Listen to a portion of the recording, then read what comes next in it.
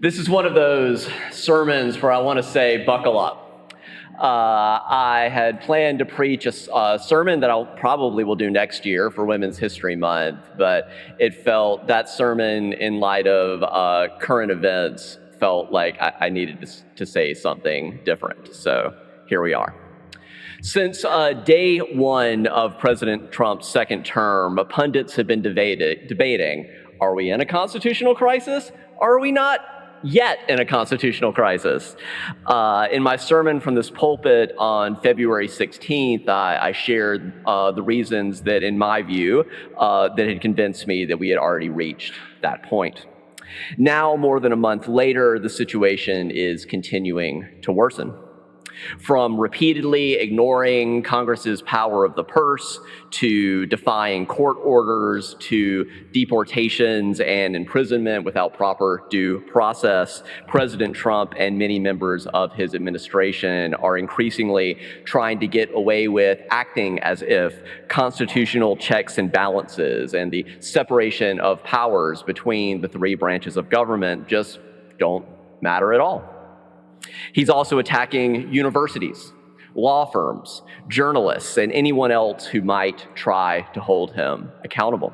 If we let him continue along these lines, we will not have a president any longer, or maybe a president in name, but in reality, we will have a king who believes that he alone has the divine right to do whatever he chooses.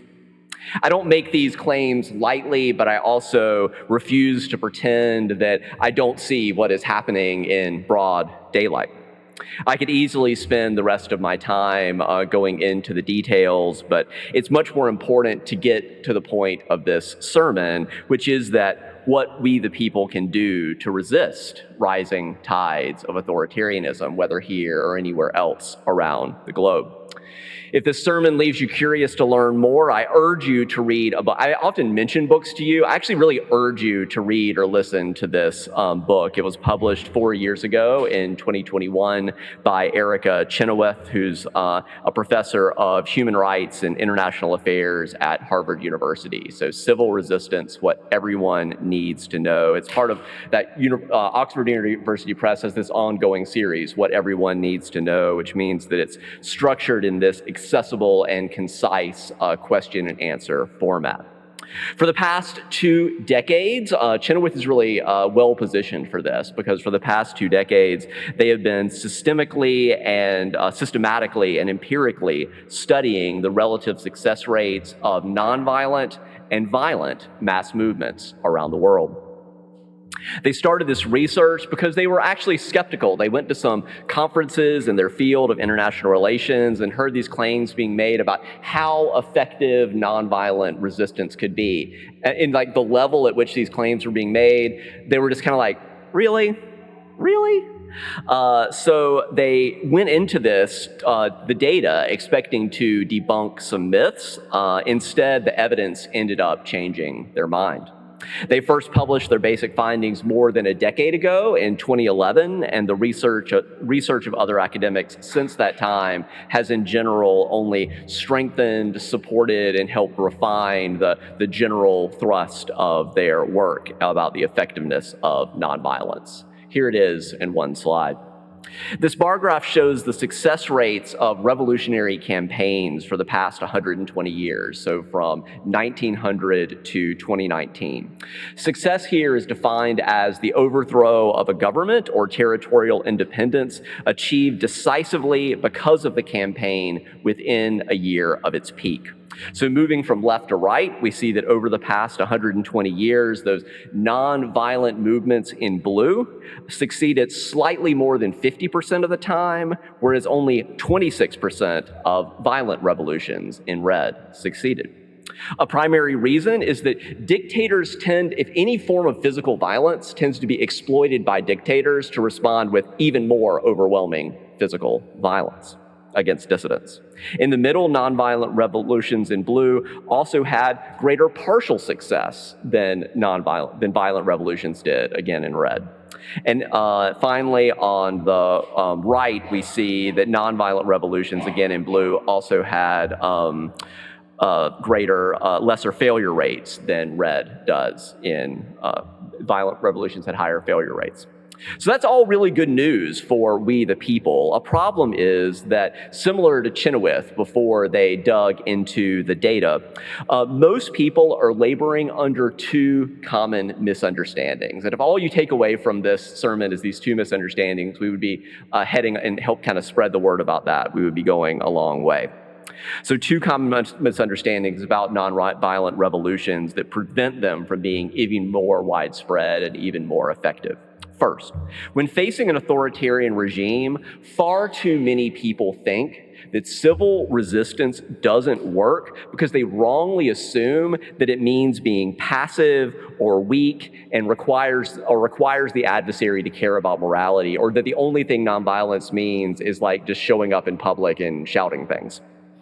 What we the people need to know is how many powerful and coercive tools are at our disposal if we're willing to risk using them, and if we raise our awareness about what they are. For more details, I highly recommend a second book. It's titled Civil Resistance Tactics in the 21st Century. It's by Michael Beer. He's the director of Nonviolence International, a nonprofit in nearby DC that promotes nonviolent approaches to international conflicts. This book is only about 100 pages long. It has very big font and lots of charts. It's only $15. It will equip you with more than 300 tactics that have been effectively used in nonviolent resistance movements. Also, the tactics are, if you just want to download an Excel spreadsheet with just the tactics part, I think it's worth $15 for the book, but to really help make this free and accessible to all, you can just download the spreadsheet at tactics.nonviolenceinternational.net. So that's the first big misunderstanding that I hope you take away from this sermon. The big misunderstanding that people have about what to do if they find that democracy has eroded from underneath their feet. Some of you may be pretty aware that that's happening. Other people, I think, are going to wake up one day and be like, oh, what happened to our democracy, and what do we do? And so what do you do when you find you're increasingly living under a dictatorship? So people vastly underestimate the hundreds of powerful and coercive tools that we, the people, do have if we choose to withdraw the consent of the governed. The second big misunderstanding relates to the view that violence doesn't work because police and the military have bigger guns and better armor. That's correct. Violence doesn't work because police and the military have bigger guns and better armor. As we saw on the chart, violent insurrections tend to fail because we, the people, are massively outgunned. Would-be citizen militias can invoke their Second Amendment rights to AR-15s all they want, but even that level of artillery, which in my view should never be owned by citizens, still cannot hold a candle to a professional military. You know, the people with the tanks and the missiles? I'm sorry, like your AR-15 is nothing. So that realization contributes directly to the second misunderstanding. Too many people think that neither violence nor nonviolence works, so they just give up in despair. And that is precisely what the would-be authoritarian wants, for us all to just give up in despair. So let's get more into it. What can we, the people, do? There's this whole fascinating and instructive history of resistance movements around the world. I'm only going to be able to touch on a few highlights. Gandhi coined the term civil resistance more than a century ago, and that first word, civil, is not really about civility. It's about citizens asserting their rights in a public square. So when you hear civil resistance, you need to think like civil servants. It's civil in that means. Government employees who work in non-political roles for the good of all, right? That's what civil servants do. Civil rights, freedoms and protections guaranteed to all citizens by the Constitution. So think the civil rights movement, or even civil war, a serious upheaval between different factions within a country. It's civil in that sense.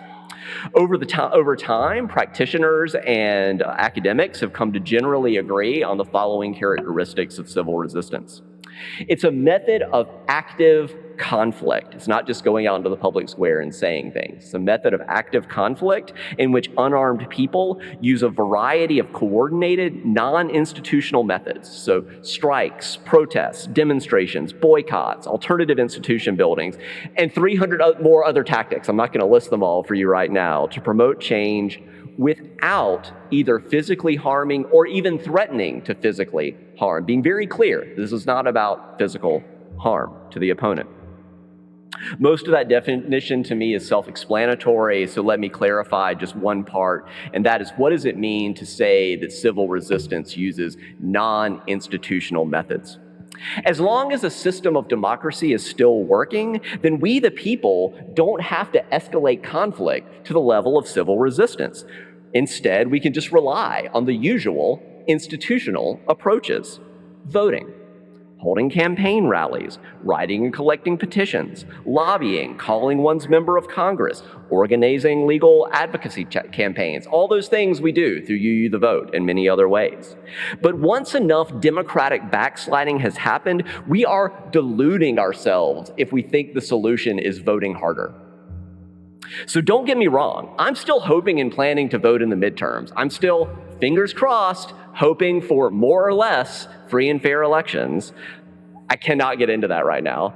But let me also be clear, everything I'm talking about in this sermon regarding civil resistance would be, in my view, for one aim: to protect our democracy and to hold the powers that be accountable to one thing: following the Constitution. But given all the warning signs from history about how the authoritarian playbook operates, I feel compelled to do what I can to raise the collective consciousness of we the people about what our options are if we do increasingly feel that civil resistance is the only remaining option to protect our democracy. And last time I checked, go home this afternoon and read the First Amendment. Last time I checked, this is all protected under the First Amendment, if anyone's wondering. Go home and read it, if you haven't recently. The more than 300 tactics explored in Michael Beer's book include unauthorized marches. Now we're getting into stuff that isn't covered by the First Amendment, but talking about it is covered by the First Amendment. Unauthorized marches, which basically means, instead of like announcing a march and all this stuff, it just means people get mad as hell and refuse to take it anymore and just stream out onto the streets. Like that's what that's about. Violating unjust laws. As the saying goes, an unjust law is no law at all. Direct actions like blockades or occupying a politician's office, boycotting products, holding strikes and work stoppages. So shut it down, stop complying, stay home, pay for nothing, buy nothing. When we consider this array of possible future actions, and again, there's much more, there's more than 300 options and more are being created all the time, it is important to remember our history of who we are as Unitarian Universalists as a religious movement. The ways that our ancestors acted on their values in the past that conspire us today. Like, the job is not just to learn UU history, it's to live and make UU history that will be the UU history for our children and grandchildren. There's a lot to say about that. I'm going to limit myself just to 3 quick examples.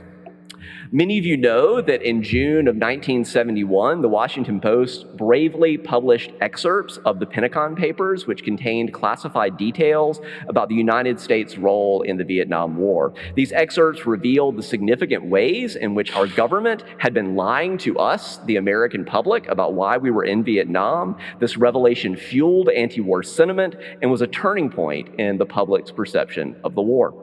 When no publisher was found that was willing to take the risk of publishing the full text, Senator Mike Gravel, one of 2 Unitarian Universalists in the Senate at that time, asked Beacon Press, which is owned by the Unitarian Universalist Association, to take that risk. They did in October of 1971. Beacon Press couldn't single-handedly end the Vietnam War. But this is the crucial part. They did what they could within their sphere of influence in ways that inspired others to do the same, and it can snowball from there. Because of what the Washington Post did, Beacon Press was willing to take the risk, and it just snowballs from there. And as important as that is, I want to be honest with you that there were consequences, as there often are for high-level civil resistance. President Nixon personally attacked Beacon Press. J. Edgar Hoover approved the FBI's subpoena of our entire denomination's bank records. Beacon Press and Senator Gravel lost the Supreme Court case. They lost it 5-4, leaving the press vulnerable to prosecution. Probably would have happened. As it turned out, a few months later, the Watergate break-in vindicated Beacon Press, and the government harassment ended. Here's a second, briefer example of the Secret Six, who helped fund and supply John Brown's raid on Harper's Ferry, like 20 minutes from here, the Federal Armory. Of that Secret Six, 5 were Unitarians and 2 were Unitarian ministers. That's who we are. I don't have time to tell the rest of that story. I've already preached that before. There is a sermon in our sermon archives, frederickuu.org/sermons, titled The Secret Six, if you're interested in more. Here's one more. In 1848, our Unitarian and Transcendentalist forebear, Henry David Thoreau, delivered a lecture titled Resistance to Civil Government. It was then published as a pamphlet titled On the Duty of Civil Disobedience. Decades later, Gandhi read Thoreau's pamphlet the first time that he was imprisoned for resisting an unjust law, and in 1915, that pamphlet by our Unitarian and Transcendentalist forebear Thoreau helped inspire Gandhi to coin that term, civil resistance. That's now, the title of Chenoweth's book, and etc.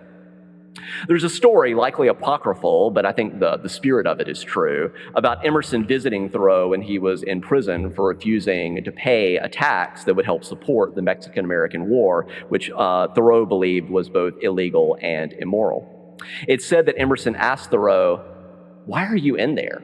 And Thoreau responded, "Why are you not in here?" Thoreau is implying that all citizens who are listening to their conscience, to their heart, to what their gut is saying, should also be willing to risk imprisonment and other consequences to oppose injustice. As the Reverend Dr. Martin Luther King would later write, "I have become convinced that non-cooperation with evil is as much a moral obligation as cooperation with good." The good. There's a book title out there, we can't get into all this, but I remember reading it in college, and it's titled Hitler's Willing Executioners. Non-cooperation with evil. This conviction about the importance of not cooperating with evil is crucial. Along those lines, remember this important second paragraph from the Declaration of Independence. All this stuff I'm saying, I view as deeply patriotic. I hope that is clear. I'm just quoting the Declaration of Independence here. "We hold these truths to be self-evident, that all men are created equal. They are endowed by their Creator with certain unalienable rights, that among them are life, liberty, and the pursuit of happiness." That sentence is often quoted in isolation.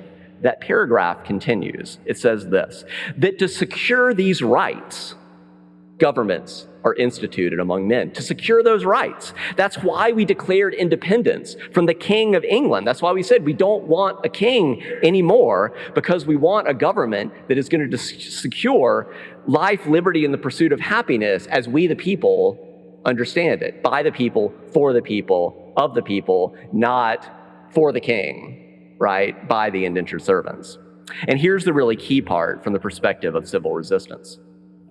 Deriving their just powers from the consent of the governed. Consent isn't this newfangled thing in like sexuality. Consent goes way back. That whenever any form of government becomes destructive of those ends, life, liberty, and the pursuit of happiness, it is the right of the people to alter or abolish it and to institute new government, laying on its foundation on such principles and organizing its powers in such form as to them seem most likely to affect their safety and their happiness.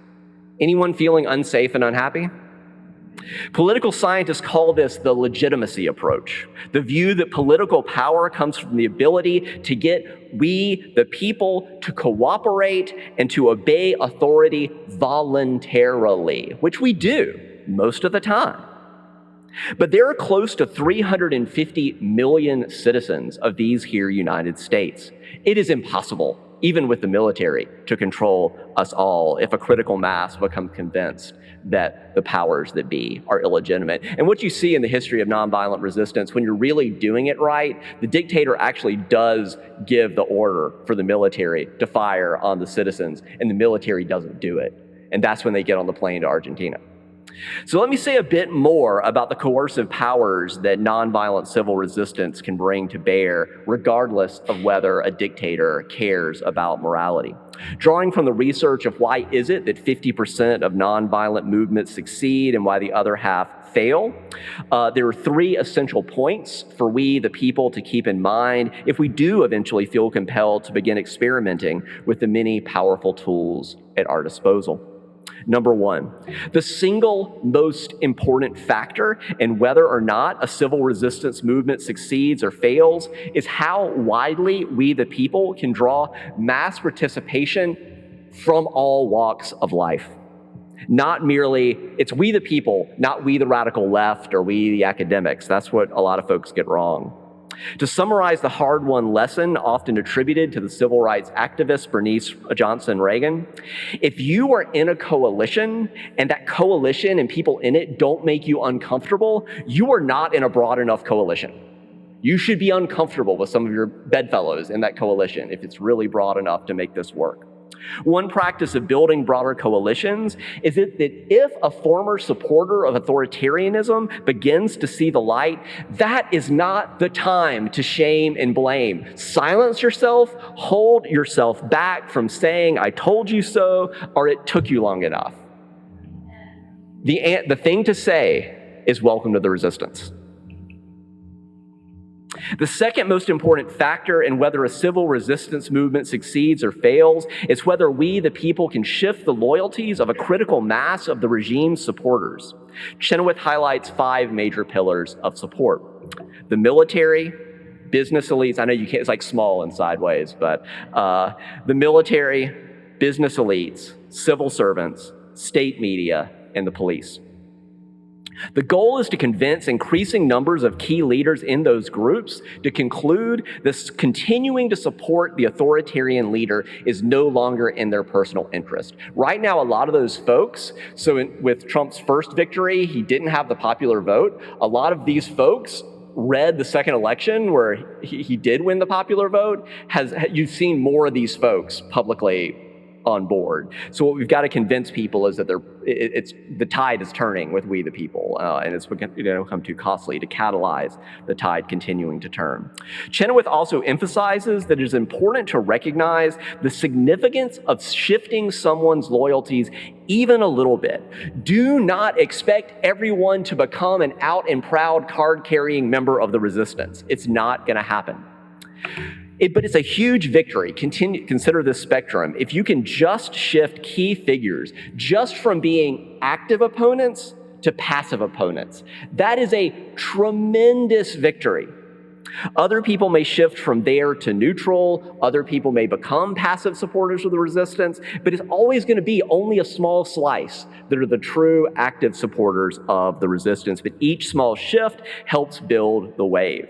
So what is it that convinces a widening number of people to shift their loyalties? That brings us to the third and final most important factor in whether a civil resistance movement succeeds or fails.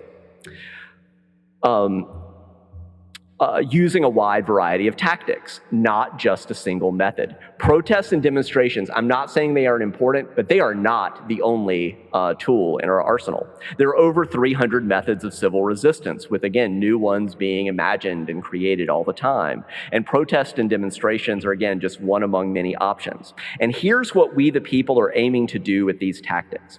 Historically, from the data that Chenoweth and other academics have gathered from the past 120 years, there appears to be a 3.5% rule, that at least to date, no revolutions have failed once 3.5% of the population has actively participated in an observable peak event like a battle, a mass demonstration, or some other form of mass non-cooperation. That doesn't mean that you have to reach that 3.5% threshold of the population to win, but it is an interestingly consistent threshold past which support for change seems to become fairly inevitable and overwhelming. As a point of reference, for the Women's March in 2017, just here at UUCF, we filled 5 56-passenger buses and joined more than 4 million of our closest friends in marches in DC and around the nation in protesting. That was 1.8% of the population, only about halfway to 3.5%. So 3.5 is and isn't a lot. The upcoming Hands Off March on April 5th, who's going to that? Okay, so you see quite a bit of hands. That's unlikely to reach 3.5% of the population. I'd love to be wrong. It seems unlikely at this point, but don't get me wrong, again, these sorts of demonstrations are an accessible way to build momentum. They can raise awareness about injustices more widely, and it can be just really good for your mental health to be surrounded by people who are doing something in public to resist oppression. I've actually come to think of these protests as the gateway drug to civil resistance, and in the best possible way. An interesting twist on the usual marches that go to DC and gather on the National Mall is the Tesla takedown protest movement. It began in early February when 52 people showed up outside a Tesla dealership and has grown significantly from there. I'm not talking about rogue vigilantes defacing or destroying Teslas. I'm talking about people just trying to hurt Elon Musk's bottom line as a way of protesting the massive harm he has been causing through his leadership of the so-called Department of Government Efficiency. For more information, you can go to teslatakedown.com. As a result of these grassroots protests from we the people, Tesla's stock value has been nearly halved. Sales have declined across all major markets. Musk has lost $120 billion in personal wealth, although he remains the world's richest person because he's that rich, for now. I'm also not criticizing anyone who owns a Tesla if you bought it for the Earth back when we thought Musk was more Tony Stark than Lex Luthor. My point is that the who, what, when, where, why, and how of a protest, like what you're doing, can really turn the volume up or down on how coercive the power is that we the people are wielding. Another very powerful tool of non-cooperation are boycotts. Just to use me and Megan as an example, we are shopping much more regularly at Costco, for example, is just one way of putting our hard-earned dollars toward a company that rightly views diversity, equity, and inclusion as good for a healthy business. And we're trying to put less of our money into Amazon's Jeff Bezos, who is increasingly cozying up to authoritarianism, for now. Each of us has to discern what is possible for you in this season of your life, but more broadly, to really make a difference, we the people have to do a whole lot more than not buy something for one day or not shop at a store for one day. It's about changing your shopping patterns consistently and long term. To turn up the volume even more, one of the single most powerful tools in the civil resistance toolkit is a general strike, in which a significant portion of workers from various industries collectively cease to work, aiming to bring economic activity to a standstill in a city, a region, or even a country. But a general strike, it only works if the resistance has sufficient buy-in from a wide swath of the population, people from all walks of life. And that brings us back full circle to number one. Have we, the people, built a truly diverse coalition with people from many walks of life? We haven't yet. What tends to make that broad a coalition possible is a dictator committing a grave injustice that spurs into action people typically not tuned in to politics. For me, that level of grave injustice was reached a long time ago. For many of our fellow citizens, we're just not there yet. If we look at the history of civil resistance, the tipping point is often unpredictable. At key moments, this single event abruptly pushes mass dissatisfaction into the open, but it really helps if you've been laying the groundwork in the meantime, a snowball for people to join. In the meantime, remember that spectrum of support. From the left, we're building up this momentum, building as broad a coalition with people who are currently passive and neutral, and then from the right, welcoming current loyalists if they begin to incrementally shift. For now, I will conclude on an unapologetically nerdy note. Are there any fans out there of the television show Andor? This is an excellent and subversive show. It's a prequel to the first Star Wars film and tells the story of how is it that the Rebel Alliance formed as a resistance to the evil empire. I mean, this whole thing happening right now is, are people able to tell who the stormtroopers are? They aren't yet. I hope they will be. Perhaps you can see the relevance to our situation today. One character in particular, Karis Nemec, is writing a manifesto as a guide to the resistance. I was stunned in one of the episodes that included actually finally reading from this manifesto that we've seen him writing the whole season. I thought, wow, that is right on for how real-life revolutions happen. So I want to invite you to hear Nemec's words, because they are an example of how even a TV show can be acting within your sphere of influence, with planting profound seeds from which a future resistance can be planned. If this passage leaves you curious to learn more, the show, again, is very much worth watching, made the top 10 lists of many critics' top 10 lists of 2022. Conveniently, season 2 comes out next month in April. For now, I'll invite you to notice, do you resonate with one or more passages from Nemec's manifesto from Andor? He writes, "There will be times when the struggle seems impossible. I know this already.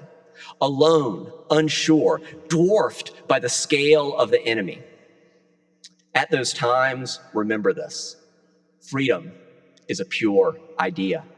Freedom occurs spontaneously and without instruction." My 21-month-old is very free, right? Freedom occurs spontaneously and without instruction. Random acts of insurrection are occurring constantly throughout the galaxy. There are whole armies and battalions that have no idea that they are already enlisted into the cause.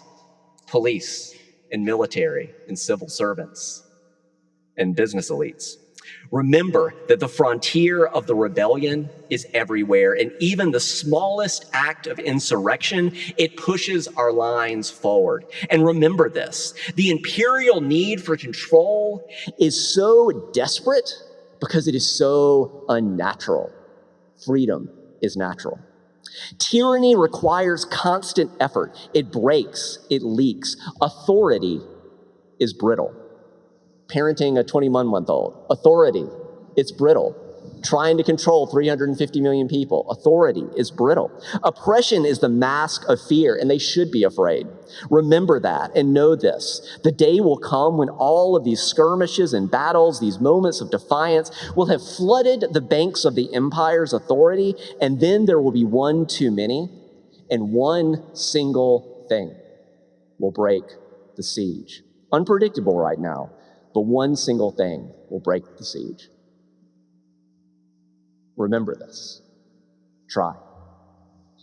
So as we hold all this in our heart, as we try to listen to our conscience, listen to your gut about what you know is right and what you know is wrong, and what we, the people, feel called to risk to defend and create the world that we, our children, and our grandchildren deserve. Let's rise and embody your spirit. Let's sing together hymn 1017. Let's build a new way.